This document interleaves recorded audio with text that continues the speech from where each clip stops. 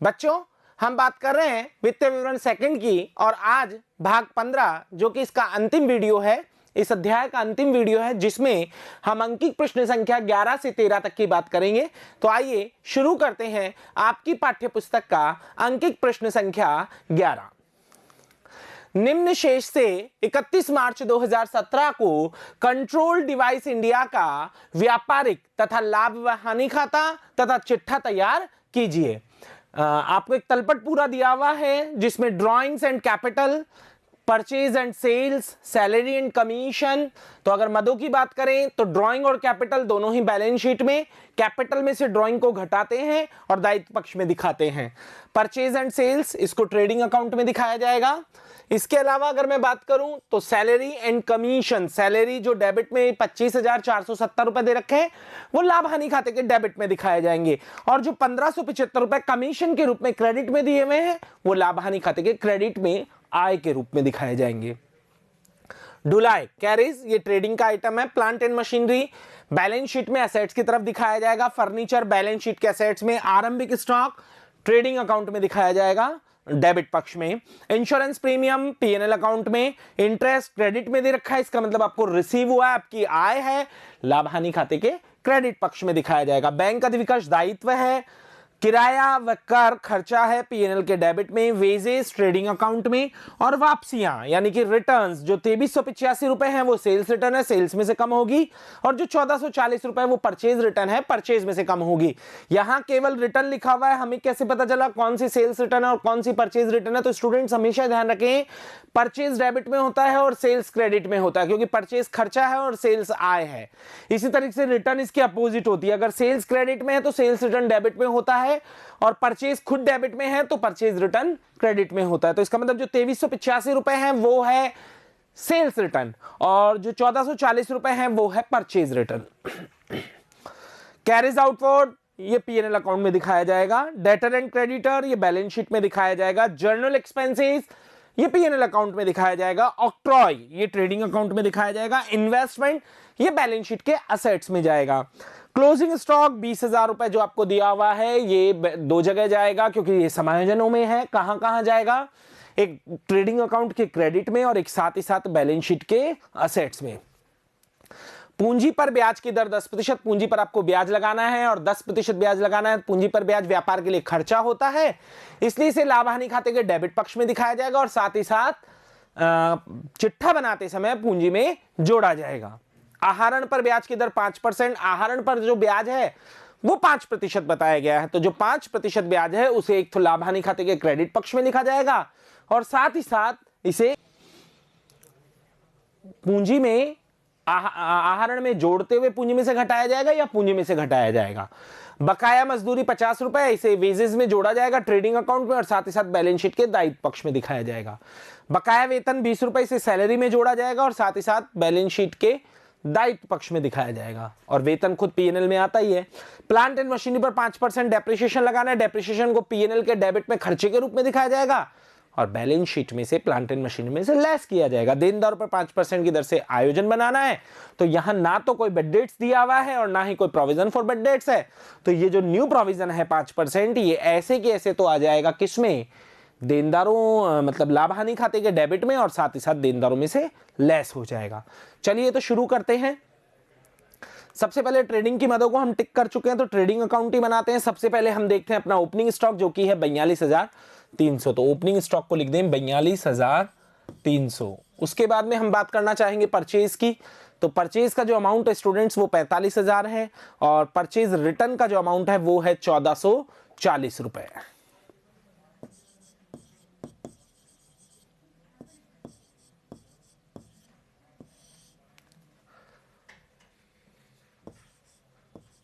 $43,560 net purchase निकल कर आती है। इसके बाद में अगर बात की जाए तो सेल्स का जो अमाउंट है स्टूडेंट्स वो है 1,12,500 रुपए। 1,12,500, और 2385 रुपए जो है वो आपकी सेल्स रिटर्न है। तो ये बचेगा 1,10,115 रुपए। क्लोजिंग स्टॉक आपको दिया गया है 20,000।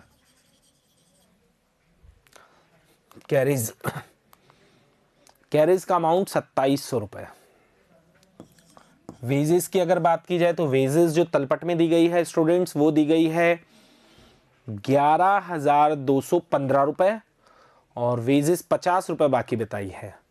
तो 11,215 प्लस 50 आउटस्टैंडिंग वेजेस, तो ये हो गई 11,265 रुपए। ऑक्ट्रॉय की अगर बात करो तो ऑक्ट्रॉय आपको दी गई है 530 रुपए। अब बात करते हैं योग की। तो जो क्रेडिट साइड का योग है वो है 1,30,115 और जो डेबिट साइड का योग है वो है 1,03,55।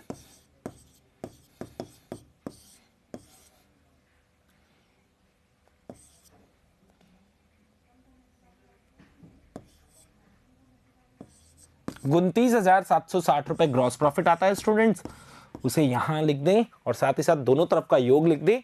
1,30,115, 1,30,115 रुपए।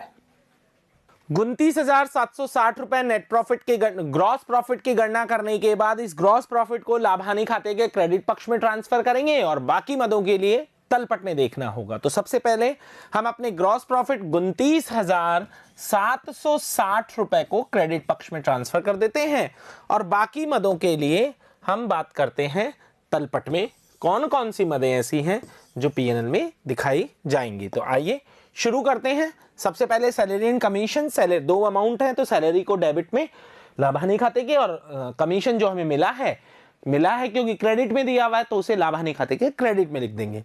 इसके बाद में अगर बात की जाए तो इंश्योरेंस, ये भी एक खर्चा है। इंटरेस्ट मिला है इनकम के रूप में, क्रेडिट पक्ष में दिखाएंगे। किराया व कर, इसे डेबिट में दिखाएंगे। कैरेज आउटवर्ड, इसे भी डेबिट में दिखाएंगे। जर्नल एक्सपेंसेस, क्रेडिट में दो मदे हैं, एक तो आपका कमीशन, एक आपका इंटरेस्ट, ये तो आपको प्राप्त हुए हैं और इसके अलावा खर्चे के रूप में सैलरी है, इंश्योरेंस है, रेंट एंड टैक्सेस है, कैरेज आउटवर्ड है, जर्नल एक्सपेंसेस है। समायोजनों की बात करना चाहूंगा। पूंजी पर ब्याज खर्चे के रूप में आएगा, आहरण पर ब्याज इनकम के रूप में जाएगा। मजदूरी का समायोजन हम कर चुके हैं, बैलेंस शीट में बात करेंगे। सैलरी में 20 रुपए ऐड होंगे। प्लांट एंड मशीनरी का डेप्रिसिएशन खर्चे के रूप में आएगा। देनदारों पर न्यू प्रोविजन है, वो भी खर्चे के रूप में पीएनएल में लिखा जाएगा। तो चलिए सबसे पहले बात करते हैं और मदों की। जैसे सैलरी है 25,470, तो सैलरी को लिखें 25,470। आउटस्टैंडिंग सैलरी 20 रुपए, तो 25,490। इसके बाद में जर्नल एक्सपेंसेस अगर हम देखें तो जर्नल एक्सपेंसेस हमें दे रखे हैं 6,975 रुपए। इसके बाद में इंश्योरेंस पर अगर नजर डालें तो वो है 2,700 रुपए। रेंट एंड रेट्स का अमाउंट दे रखा है 2,160 रुपए।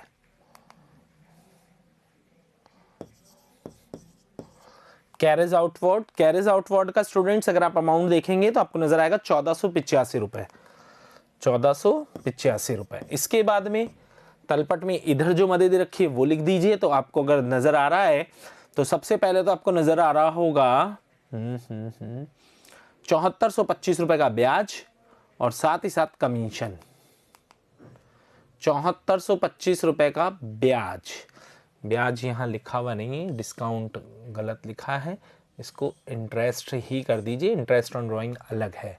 तो यहां बात की जाए तो कमीशन जो है वो आपको प्राप्त हुआ है स्टूडेंट्स 1,575 और ब्याज प्राप्त हुआ है 7,425। तो 7,425 तो आप लिख दीजिए इंटरेस्ट में, डिस्काउंट नाम की कोई मद यहाँ पर नहीं है। इंटरेस्ट ऑन ड्राइंग समायोजन में दिया रखा है, उसे काउंट करके लिखेंगे। और कमीशन आपको दे रखा है 1,575। ये दो अमाउंट की बात कर रहा हूँ मैं, 7425 और 1,575। तो 7425 आप लिख चुके हैं, 1,575 आप कमीशन में लिख दीजिए। चलिए अब समायोजनों की बात करें अगर, तो समायोजनों में सबसे पहले पूंजी पर 10% ब्याज, तो हमें पूंजी को देखना होगा।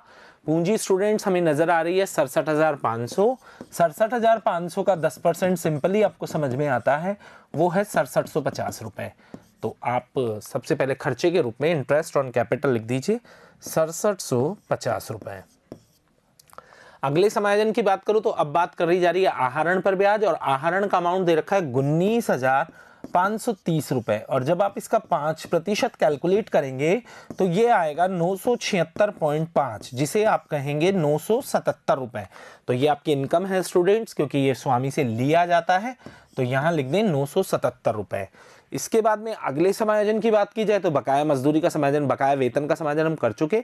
अब बात करना चाहूंगा प्लांट एंड मशीनरी। तो प्लांट एंड मशीनरी जब मैं तलपट में देखता हूं स्टूडेंट्स, तो मुझे नजर आती है 27,000, और 27,000 का आप निकालेंगे कितना प्रतिशत, 5%, और जब आप इसे कैलकुलेट करेंगे तो आपको नजर आएगा 1350 रुपए। तो इसे आप लिख दीजिए 1350 रुपए डेप्रिसिएशन प्लांट एंड मशीन।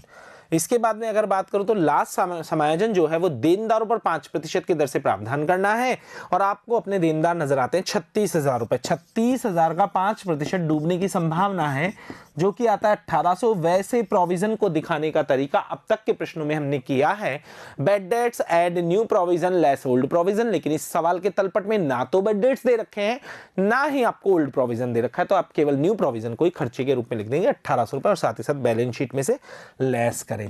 तो हम लगभग लाभ हानि खाते की सभी मदों को लिख चुके हैं। अब जब हम इसके टोटल की बात करते हैं स्टूडेंट्स, तो इसका डेबिट का टोटल ज्यादा आ रहा है, और कितना आ रहा है, 48,710 रुपए। ये डेबिट का टोटल है 48,710 रुपए, और क्रेडिट का टोटल है 39,737 रुपए। 39,737 रुपए। अब अंतर निकालते हैं, और अंतर इसका आ रहा है स्टूडेंट्स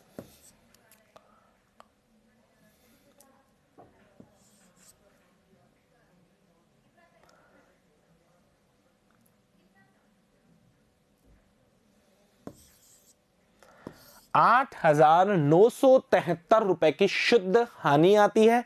उसे आप यहां लिखेंगे 8,973, और साथ ही साथ दोनों तरफ का योग लगा देंगे 48,710, 48,710। जो नेट लॉस आया है वो ले जाकर पूंजी में से घटाया जाएगा। तो इस प्रश्न में पूंजी में घटाने के लिए 3 मदें हमारे पास हो गई है।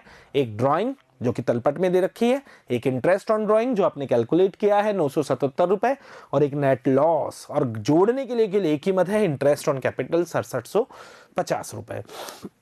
तो अब बात करते हैं बैलेंस शीट की, और बैलेंस शीट के लिए हमें जाना होगा तलपट में। तो चलिए तलपट की मदों में सबसे पहले तो हम ये छांटते हैं कि ऐसी कौन सी मदें हैं जो बैलेंस शीट में आएंगी। तो फर्स्ट जो है वो बैलेंस शीट का आइटम है, डायबिटीज में दिखाया जाएगा, और ड्राइंग को कैपिटल में से लेस किया जाएगा। इतना अब आप समझ चुके होंगे, हम अब चैप्टर के एंडिंग में हैं। अब अगर बात की जाए तो इसके अलावा अगर बात करें तो प्लांट एंड मशीनरी असेट्स है, फर्नीचर असेट्स है, इसके अलावा बैंक ओवरड्राफ्ट लाइबिलिटीज है, इसके अलावा देनदार असेट्स है, लेनदार लाइबिलिटीज है, और इसके अलावा इन्वेस्टमेंट असेट्स है। और यहाँ पर बात की जाए तो क्लोजिंग असेट्स है।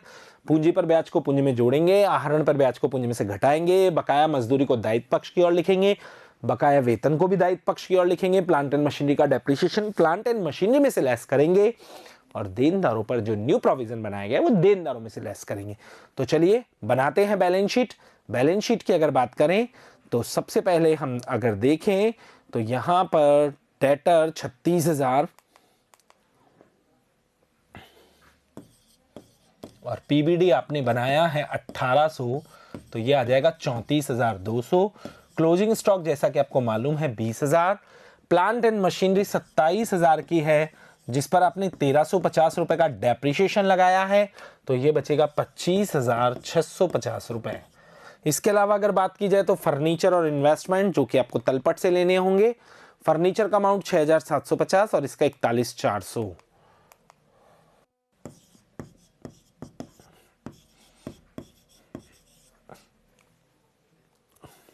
आउटस्टैंडिंग वेजेस स्टूडेंट्स 50 रुपए है। आउटस्टैंडिंग सैलरी की बात की जाए तो 20 रुपए है। कैपिटल की अगर बात करूं तो कैपिटल में काफ़ी सारी मदें हैं, जैसे कि क्रेडिटर जो कि तलपट में आपको जाकर क्रेडिटर में पहले क्रेडिटर का अमाउंट लिख लेते हैं। क्रेडिटर का अमाउंट है स्टूडेंट्स डेटर के साथ 58,500, तो क्रेडिटर को आप लिख दें बैंक ओवरड्राफ्ट। बैंक ओवरड्राफ्ट है 24,660, तो बैंक ओवरड्राफ्ट को लिख दें 24,660 रुपए।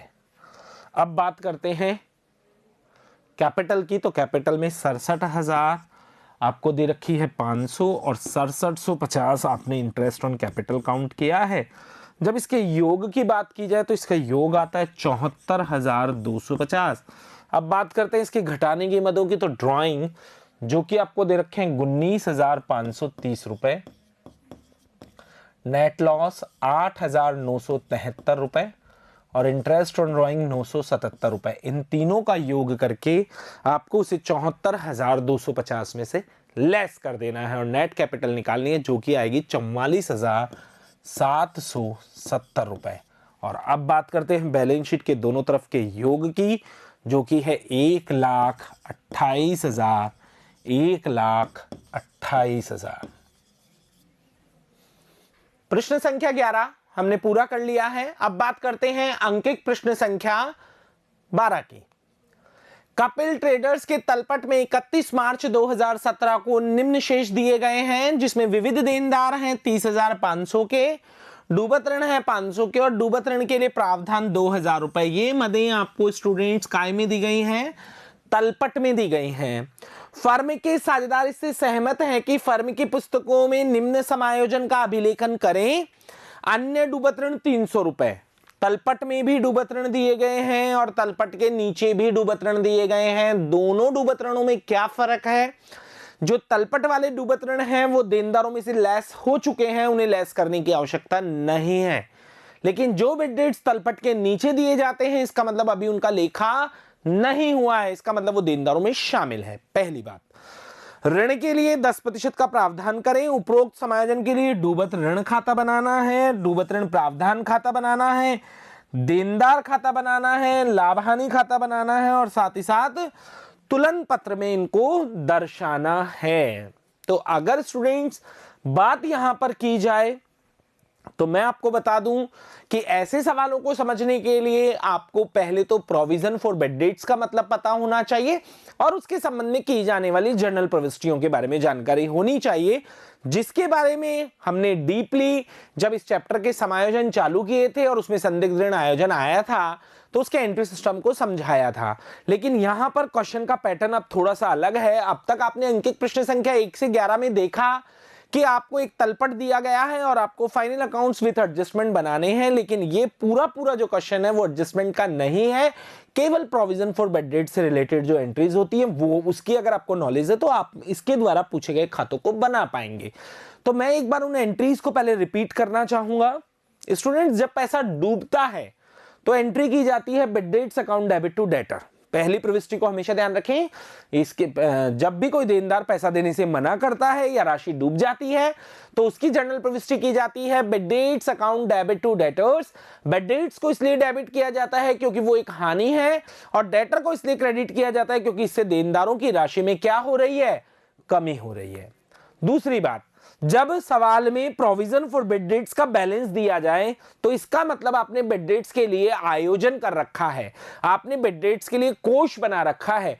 ऐसी सिचुएशन में बेड डेट्स को लाभ हानि खाते में नहीं लेकर जाते हैं, क्योंकि जब हमने किसी हानि के लिए कोष या आयोजन बना रखा है तो उस हानि को लाभ हानि खाते से तभी चार्ज किया जाएगा जब वो कोष कम पड़ेगा। इसका मतलब यह है कि आपको बेड डेट्स की राशि को पीएनएल अकाउंट में ना ले जाकर provision for bad debts account में ले जाना है, जिसकी एंट्री होगी provision for bad debts account debit to bad debts. ये एंट्री है बेड डेट्स को प्रोविजन फॉर बेड डेट्स में ले जाने की। इन दो एंट्रीज को ध्यान रखें, जब पैसा डूबता है तो bad debts account debit to debtor और फिर बेड डेट्स को प्रोविजन में ले जाने की एंट्री होती है provision for bad debts account debit to bad dates.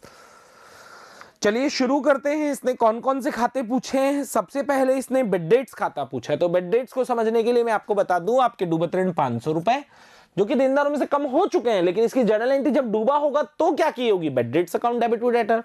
और जो 300 रुपए डूबे हैं इसकी एंट्री भी क्या करोगे, bad debts account debit to debtor. तो बेड डेट्स अकाउंट में लेजर करनी है, अरे जर्नल से खतौनी तो करनी है, तो bad debts account debit to debtor. तो बेड डेट्स अकाउंट में क्या लिखा जाएगा, टू डेटर, और डेटर अकाउंट में लिखा जाएगा बाय बेड डेट्स। तो आइए सबसे पहले बेड डेट्स की बात करते हैं।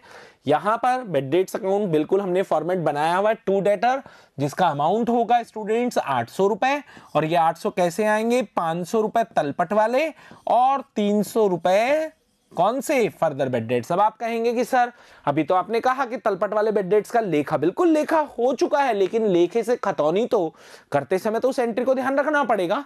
तो ये 800 रुपए आ गए, और इस वैसे हम किसी खर्चे को, किसी हानि को या तो ट्रेडिंग अकाउंट से बंद करते हैं या पीएनएल अकाउंट से बंद करते हैं। बाय पीएनएल या बाय ट्रेडिंग लिखते हैं। जैसे अगर डायरेक्ट एक्सपेंसेस हैं तो वो ट्रेडिंग में जाते हैं, और इनडायरेक्ट एक्सपेंसेस या लॉसेज हैं तो वो पीएनएल में जाते हैं। लेकिन ये लॉस बेड डेट्स वैसे पीएनएल में जाता है, लेकिन कब? जब प्रोविजन फॉर बेड डेट्स ना बनाया हो। आपने तो प्रोविजन फॉर बेड डेट्स बना रखा है क्योंकि आयोजन खाते का शेष दे रखा है, तो आपको इस हानि को provision for bad debts account में लेकर जाना है। तो सेकंड एंट्री मैंने क्या बताई? Provision for bad debts account debit to bad debts. तो बेड डेट्स अकाउंट में क्या आएगा? By provision for bad dates.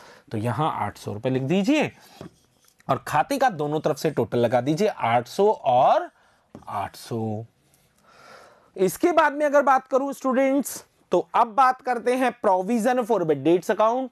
एक बात मैं आपको बताना चाहूंगा, आगे के चैप्टर में भी आप बहुत सारे खाते बनाएंगे, और यहां पर भी हम provision for bad debts account बना रहे हैं। प्रोविजन फॉर बेड डेट्स एक सीआर नेचर का खाता है, यानी कि आप इसे कह सकते हैं जिस तरह से दायित्व प्रकृति के खाते होते हैं, ये दायित्व तो नहीं है लेकिन सीआर नेचर का खाता है, इसलिए इसका ओपनिंग बैलेंस क्रेडिट में लिखा जाएगा और नया जो बैलेंस आएगा वो डेबिट में लिखा जाएगा। तो इसका ओपनिंग बैलेंस हमें तलपट में दे रखा है, कितना? हमें दे रखा है 2000 रुपए। तो बाय बैलेंस बीडी यहां लिख दें 2000 रुपए। इसके अलावा एक एंट्री ये इस खाते से बन रही है, provision for bad debts account debit to bad debts. तो प्रोविजन फॉर बेड डेट्स में आएगा टू बेड डेट्स 800 रुपए। इसके बाद में बात करना चाहूंगा आपसे न्यू प्रोविजन की। तो आपके देनदार स्टूडेंट्स 30,500 रुपए के हैं, जिसमें से जो 500 रुपए के बेड डेट्स हैं वो तो पहले से घटे हुए हैं, वो नहीं घटाने हैं, लेकिन फर्दर बेड डेट्स हुए 300 रुपए। तो आपको जो देनदारों की राशि आएगी वो आएगी 30,200 रुपए बेड डेट्स को घटाने के बाद। इस 30,200 में से भी 10% डूबने की संभावना है, जैसा कि प्रश्न में कहा गया है। इसे कहते हैं न्यू प्रोविजन। इसका 10% आप निकालेंगे स्टूडेंट्स, तो वो आएगा 3020 रुपए। इसे यहां पर लिख दीजिए 3020 रुपए टू बैलेंस सीडी। 3020 डूबने की संभावना है, 800 रुपए डूब चुका है, तो टोटल इस वर्ष का लॉस हो गया 3820 रुपए। और हमने पहले से कोष बना रखा है 2000 रुपए, इसका मतलब कोष कम पड़ गया, तो जो एक्स्ट्रा लॉस है वो पीएनएल अकाउंट में जाएगा, और एक्स्ट्रा लॉस आ रहा है स्टूडेंट्स 1820 रुपए, और इसका टोटल लगा दीजिए 3820 रुपए। अब अगर आप इस खाते को देखेंगे स्टूडेंट्स, तो पीएनएल अकाउंट आपको याद आएगा जो समायोजन वाला हमने किया था। हम क्या करते थे? हम करते थे bed debts add further bed debts. ये बेड डेट्स और फर्दर बेड डेट्स दोनों हैं। ऐड उसमें क्या करते थे? New provision. तो ऐड न्यू प्रोविजन 3020, इसका टोटल आता था 3820, और उसमें से घटाते थे ओल्ड प्रोविजन। तो हमने ओल्ड प्रोविजन 2000 घटाया, तो पीएनएल में कितना दिखाएंगे? 1820 रुपए। तो अब इसे पीएनएल में कैसे प्रेजेंट करेंगे? उसी तरीके से प्रेजेंट करेंगे जैसे हम पहले करते आए हैं। देखिएगा जरा, बेड डेट्स कितने? 500, फर्दर बेड डेट्स कितने? 300, इसका टोटल आ रहा है 800। न्यू प्रोविजन कितना? 3020, इसका टोटल कितना आ रहा है? 3820। ओल्ड प्रोविजन कितना स्टूडेंट्स? 2000, तो पीएनएल में कितना आया? 1820। इसे आप इस खाते के माध्यम से भी समझ सकते हैं, और वैसे इस तरीके से दिखा। अच्छा, ऐसा क्यों करते हैं मैं बार बार समझाता हूं। 800 रुपए डूब चुका, ये भी हानि है। 3020 डूबने की संभावना है, ये भी हानि है। तो कुल हानि हो गई 3820 रुपए, और 2000 रुपए का आयोजन आपने पहले से किया हुआ है, तो इस साल के पीएनएल से चार्ज किया जाएगा 1820 रुपए। इसके बाद में मैं आपसे बात करना चाहूंगा बैलेंस शीट। तो बैलेंस शीट में डेटर जो हैं वो कितने के हैं स्टूडेंट्स? डेटर हैं 30,000, उसमें से 300 रुपए तो एक घटाने हैं जो फर्दर बेड डेट्स है, और 3020 रुपए एक घटाने हैं। तो ये आएगा 27,180 रुपए के देनदार। 27,180 रुपए के देनदार जो हैं स्टूडेंट्स वो आपके बचेंगे। अब क्या क्या पूछा है पहले ये मैं आपको बता दूं। इन्होंने पूछा है डूबत ऋण खाता, वो हमने बना दिया, आपको समझ में आया होगा। प्रावधान खाता, बिल्कुल वो भी हमने बना दिया। देनदार खाता अभी तक हमने नहीं बनाया, अभी बताते हैं। लाभ हानि खाता बना दिया, और तुलन पत्र में इसको कैसे दर्शाएंगे वो भी हमने समझा दिया। अब आपको डेटर अकाउंट और मैं बता देता हूं, बहुत आसान है।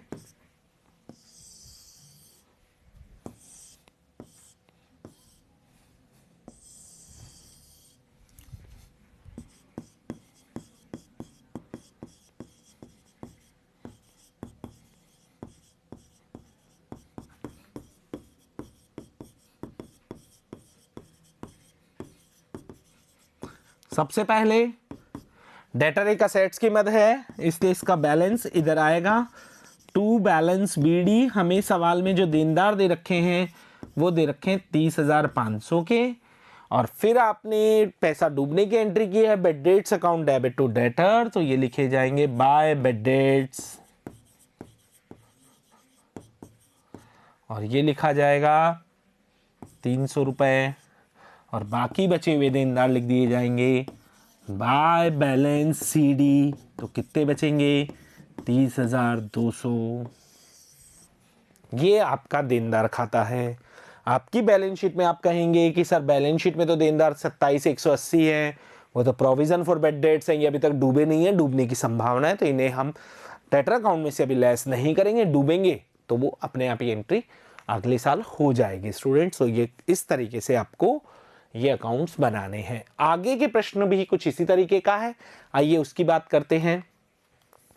निम्न सूचनाओं से 31 मार्च 2017 को डूबत ऋण खाता, प्रावधान खाता व लाभहानि खाता और तुलन पत्र, इसमें आपको 4 अकाउंट बनाने, डेटर अकाउंट नहीं पूछा है, वो सेम कैलकुलेशन है।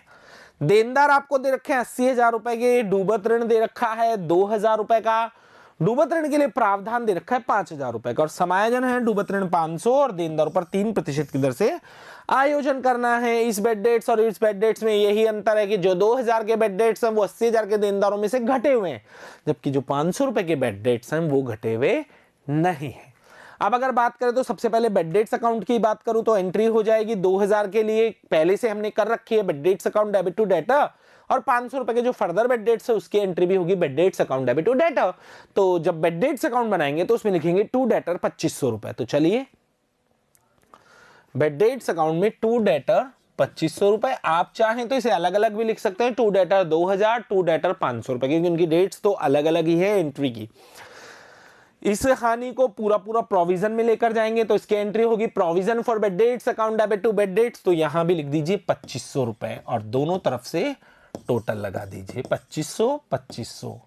अब बात करना चाहेंगे प्रोविजन फॉर बेड डेट्स की। प्रोविजन फॉर बेड डेट्स का सबसे पहले हम देखेंगे ओपनिंग बैलेंस 5,000 रुपए, जिसे क्रेडिट में लिखा जाता है, तो बाय बैलेंस बीडी 5,000 रुपए। अब इस 2,500 रुपए की हानि को प्रोविजन खाते से चार्ज किया जाएगा, जिसकी एंट्री होगी provision for bad debts account debit to bad debts, तो प्रोविजन फॉर बेड डेट्स में लिखा जाएगा टू बेड डेट्स 2,500 रुपए। अब बात करते हैं, हमें अपने देनदारों पर 3% की दर से आयोजन बनाना है। 80,000 के देनदार थे, जिसमें से 500 रुपए और डूब गया, तो हमारे देनदार बचे 79,500, जिसका हमें 3% कैलकुलेट करना है। और जब आप इसका 3% कैलकुलेट करते हैं तो ये आता है 2,385 रुपए। तो 2,385 रुपए के जो देनदार हैं स्टूडेंट्स, वो डूबने की संभावना है, इसे हम कहेंगे न्यू प्रोविजन। तो इसे आप टू बैलेंस सीडी जो प्रोविजन खाता है उसमें लिख दें।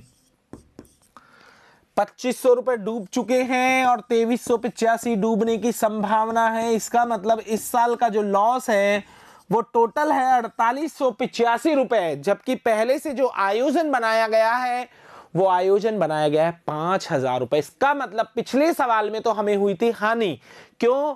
क्योंकि वहां पर अगर देखा जाए तो हानि ज्यादा थी, जबकि जो प्रोविजन था वो कम था। कितना था मैं आपको बता दूं, पिछले सवाल की अगर आप बात ध्यान रखेंगे, उसके डेटा को देखेंगे तो 800 रुपए डूबे थे और 3,020 रुपए जो था वो न्यू प्रोविजन था, तो टोटल जो लॉस था वो 3,820 था, जबकि जो ओल्ड प्रोविजन था वो 2,000 रुपए था, वहां 1,820 का घाटा हुआ था। लेकिन यहां सिचुएशन उल्टी है, यहां हानि हुई है 4,885 रुपए, जबकि पहले से आपने आयोजन कर रखा है 5,000 रुपए, तो बल्कि 115 रुपए जो बचेंगे स्टूडेंट्स वो इस वर्ष का क्या माना जाएगा? लाभ माना जाएगा। तो 115 रुपए का क्या आता है? लाभ।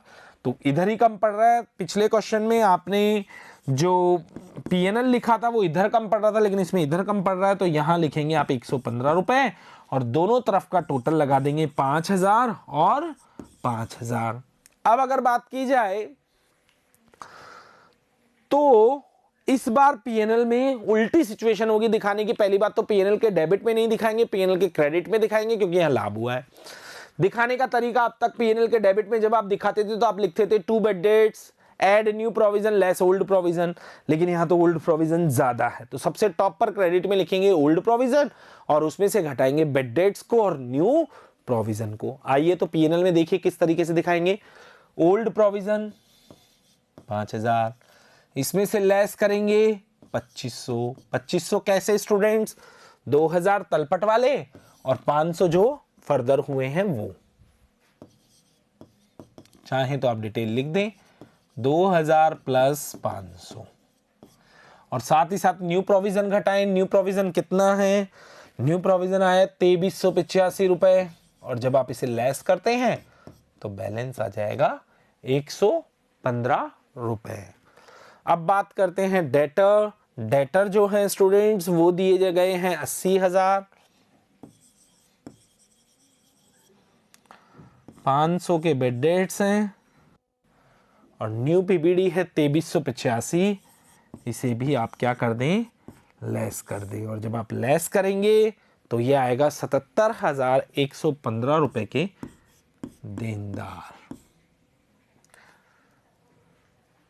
इसी के साथ वित्तीय विवरण सेकंड, जिसे हमने समायोजनों के साथ करना सीखा, कंप्लीट होता है स्टूडेंट्स। अगले वीडियो में अगले चैप्टर के साथ मिलेंगे, अपूर्ण लेखें। साथ ही साथ इस अध्याय के लिए यही राय है कि यदि आपको चैप्टर को ढंग से समझना है तो इसके हमने 15 वीडियो बनाए हैं, जिसे आप क्रम से देखें 1 से लेकर 15 तक, तो आपको चैप्टर बहुत अच्छी तरह समझ में आएगा। धन्यवाद।